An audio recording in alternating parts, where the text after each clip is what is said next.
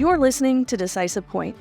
The views and opinions expressed in this podcast are those of the authors and are not necessarily those of the Department of the Army, the U.S. Army War College, or any other agency of the U.S. government.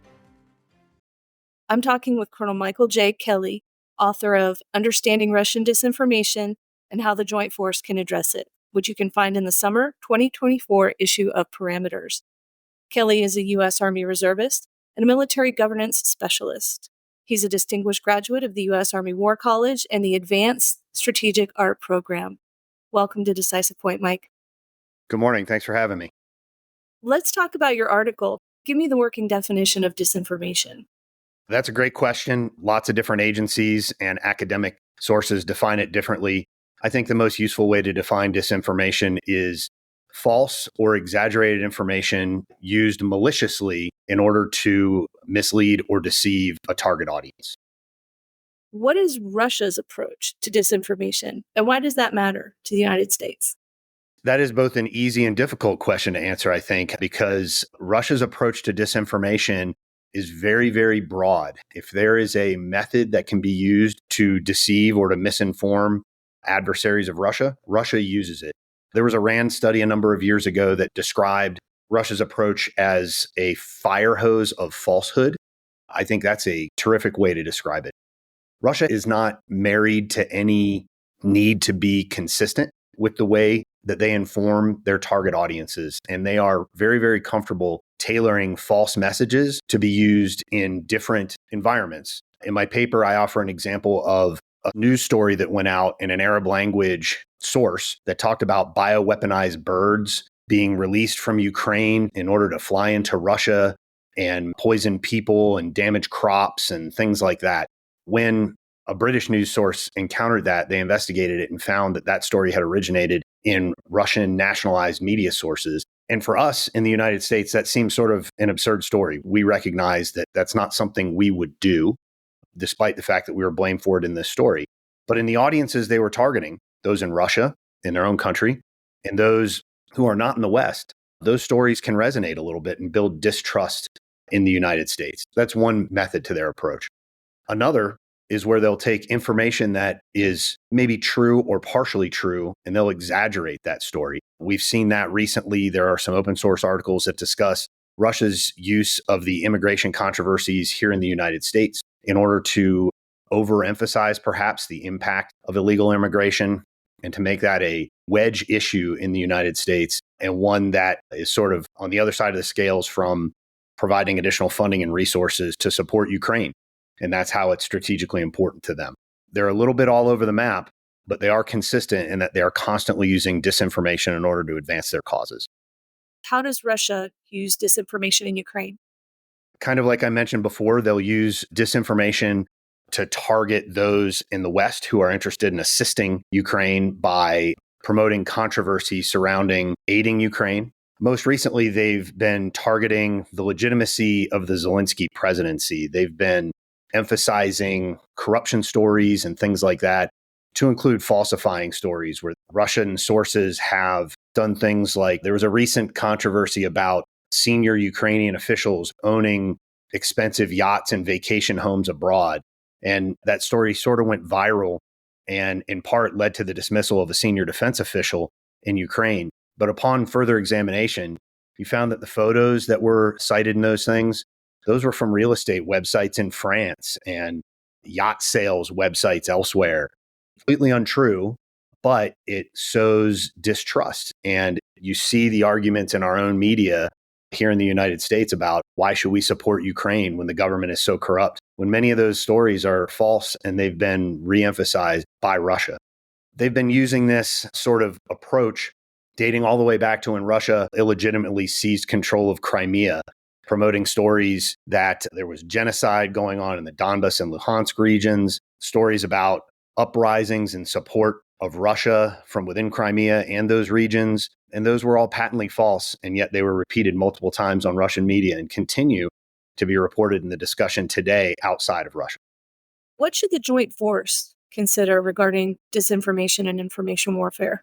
The good news story here is I think that the U.S. Joint Force is beginning to understand that information and information operations are a tremendously important part of our arsenal. We see that in the recent publication of a new information operations doctrine in the United States Army. Similar doctrines being upgraded across the Joint Force right now as we speak. But I feel that the Joint Force should consider going a little bit further than what is listed in that doctrine.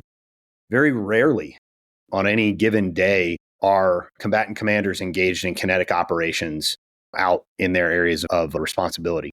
But every day they're engaged in the information fight, whether they want to be or not. Silence can be considered part of an information operation. And the United States is so very cautious about what we put out there that usually we find ourselves on the back foot with respect to information. And I would offer that we would do better towards achieving our national strategic objectives if we were a little more engaging in the information space, a little more aggressive, and particularly faster in getting our information out in order to both counter disinformation and to promote true information that is to the advantage of the United States and the West to share. Furthermore, the Joint Force is constantly engaged in a variety of ways that we support our allies and partners around the world. We're very, very comfortable sending military forces forward to train our allies and partners in how to be more lethal in kinetic operations, how to be more effective in using military force. Where I think we all struggle worldwide, both in the United States, within the Joint Force, and with our allies and partners, is in information literacy. And one way that we can combat disinformation is to inoculate ourselves against it by being more literate about the information we consume. And I think that the United States is well positioned to support our allies and partners in doing exactly that. And I could see a future where our civil affairs teams, our psychological operations teams, and others are forward working with our allies and partners and helping them learn to vet and decide what information they receive on a daily basis that they are going to accept as true and use in their decision making. Did you learn anything that surprised you while you were researching this article?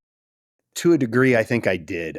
Since the revelation of the use of the so-called Russian troll farms to disrupt a previous presidential election in the United States, this has sort of been a passion project of mine to better understand disinformation. But I became sort of surprised that when I talked to friends and colleagues about it, there would be a hand wave. Yeah, the Russians lie. What's new? And that dismissive view, yes, we understand they lie, let's move on to the real issue at hand, surprised me because it seems that their information operations are effective and that we're just not very excited about countering. Information literacy does not sound like the most sexy topic in the world, but I believe it's a very important one. And I don't think there are enough people that really understand it. I found that surprising. It's not just the young adults. It's colonels and sergeants major, both within the force and retired senior civilians. It all becomes very easy to get set in our ways and to not challenge the information that we receive. One of my favorite analogies that I use is if you get a piece of information and you slip it on like that old comfortable sweatshirt that your wife has been trying to get you to get rid of for years, and it just feels so good to put on, that should light off warning bells. What you're feeling, that comfort, is confirmation bias.